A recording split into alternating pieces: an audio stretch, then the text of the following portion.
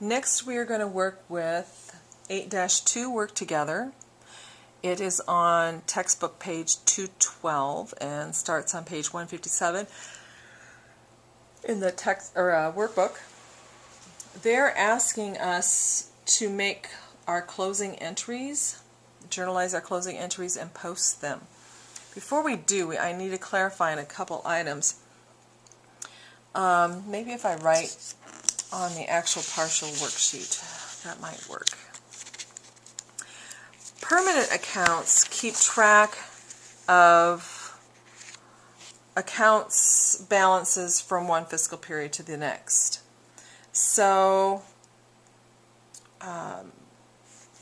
assets, which would be prepaid insurance, up to cash, that would be permanent.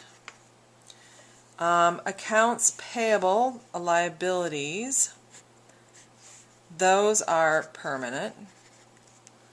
And the owner's capital happens to be a permanent account.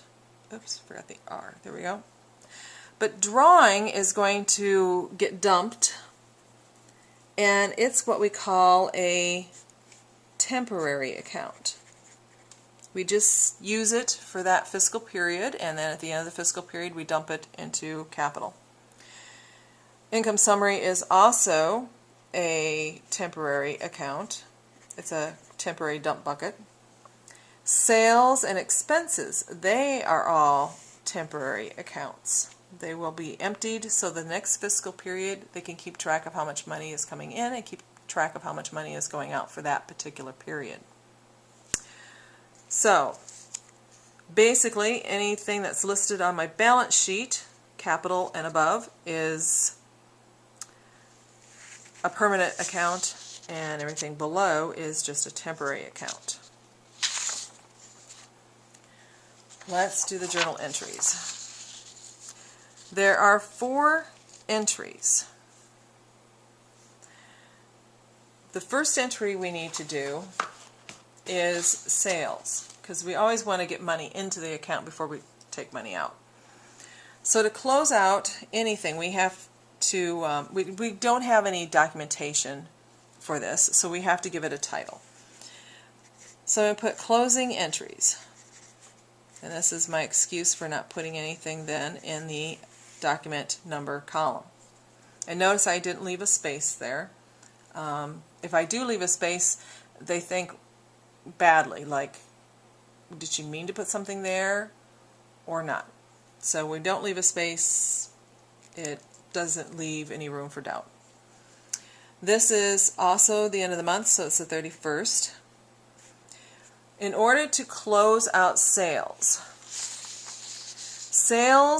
looking on my income statement column, sales has a credit balance. In order to bring it back to 0, I would have to debit it. So that will be my debit part of the transaction, sales. And it was for $5,511. Now I'm going to dump it temporarily into income summary.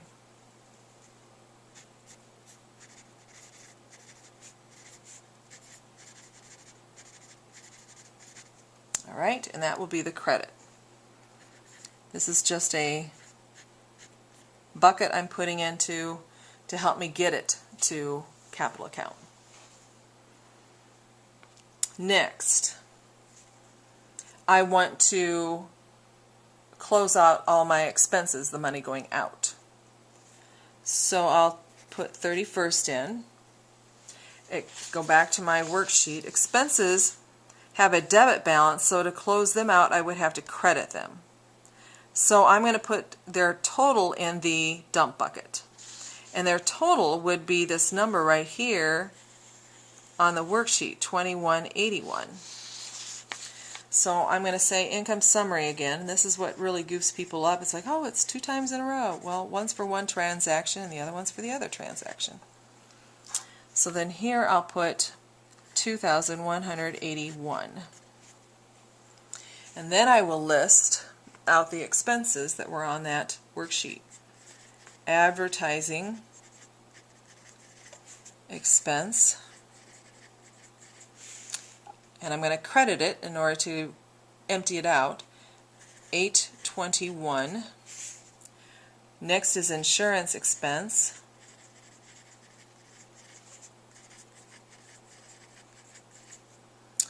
$4,300. Miscellaneous expense, $347.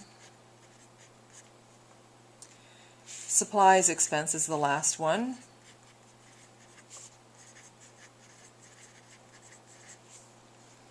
For $713. Okay, that ends those two closing entry transactions. I have sales now closed out and I have expenses now closed out. Another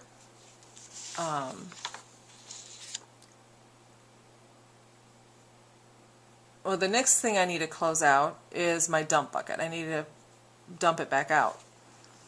So my income summary now has balances in it. If I, can you see this maybe? Off to the side over here, I always tell kids to make a T account. Income summary. In the first transaction, I credit for $5,511. In the second transaction, I debit $2,181. Now, what's the difference between the two?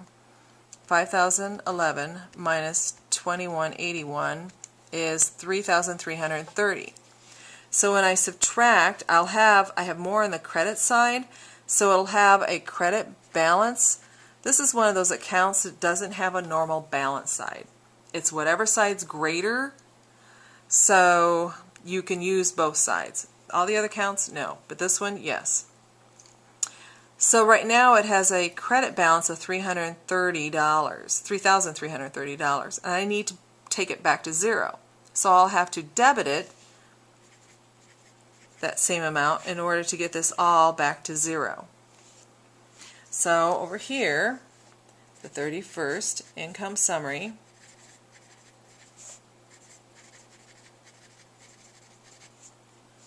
I'm going to debit for $3,330, and I'm going to put it into the capital account. Darlene Wong Capital. I'm going to credit, and credit increases the credit account, or the capital account. Now this number also should be the same as net income. If I had a net loss, then these would be flip-flopped. Darlene would come first to be a debit because I want to decrease for that amount, and income summary would be the credit part. These two would be flip-flopped if it were a net loss. Then the last thing that we have to do is close out the drawing account, because it's a temporary account as well. So the 31st, and drawing normally has a debit balance, and you can always go up here and find out. Drawing, debit, $2,100, so I need to credit that. And I will debit then Darlene Wong Capital. Darlene Wong Drawing. And what I say it was $2,100.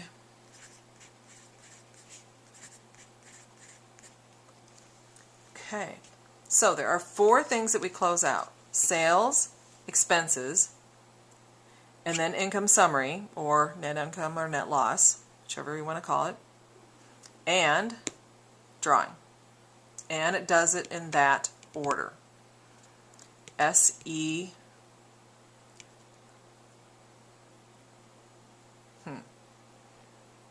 S-E-I-D,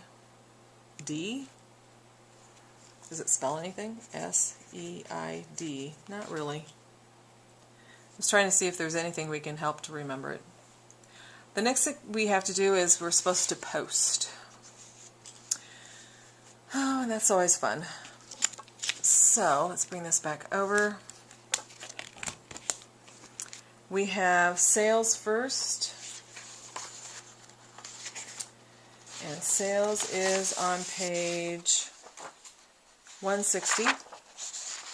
It is the 31st. This is coming from journal page 4, and it is a debit of $5,511. Sales normally has a credit balance, so I'm not going to use the debit side. So I have a credit and a debit now that have the same amount, and when they're the opposite you subtract, so that brings it back down to 0. So we'll just put a line through this line here, which tells you it's a 0. It's back down to 0.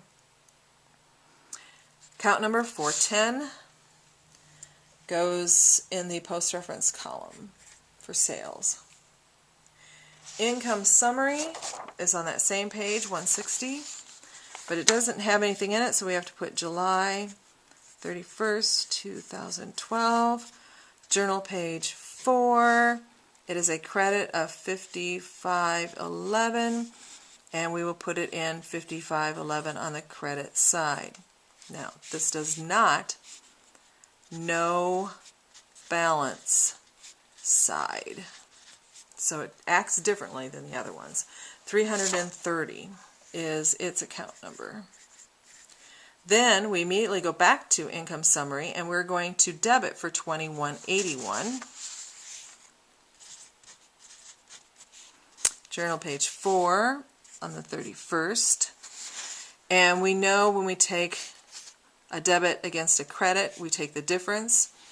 And the credit side is greater. The credit side is greater, so that's where we put the balance. If the debit side was greater, we put it on the debit side over here. So $3,330. Account number 330.